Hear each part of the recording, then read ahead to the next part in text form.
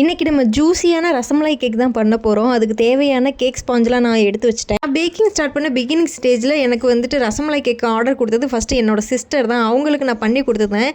அவங்ககிட்ட எனக்கு ஒரு கம்ப்ளைண்ட் வந்தது என்னென்னா, ரசமலாய் மில்கில் வந்துட்டு கேக் சோக் ஆகலை, ஸோ அதை மட்டும் கவனிச்சு பாரு அப்படின்னு சொல்லியிருந்தாங்க. என்னவா இருக்கும், என்ன தப்பு பண்ணியிருக்கோம் அப்படின்னு அதே கேக்கை நான் அவங்களுக்கு செஞ்ச மெத்தட்லேயே நான் செஞ்சு பார்த்தேன். ஒரு 1/2 kgயில் கரெக்டாக அதே மாதிரி தான் பண்ணியிருந்தேன். அவங்க சொன்ன மாதிரியே நான் கரெக்டாக சோக் ஆகலை. ஏன்னா நம்ம சுகர் சிரப்பு போடுற மாதிரியே நான் ரசமலாய் நார்மலாக போட்டேன். ஆனால் அந்தளவுக்கு சோக் ஆகாதனால டேஸ்ட் அந்தளவுக்கு தெரியலை. அதனால அந்த தப்பு நான் கரெக்ட் பண்ணிவிட்டு ரசமலாய் மில்கை வந்துட்டு ஓவர் கெட்டியாக இல்லாமல் நார்மலான ஒரு பதத்துக்கு நான் ரசமலாய் எடுத்துகிட்டு ஊற வச்சு இன்னொரு தடவை நான் செஞ்சு பார்த்தேன்.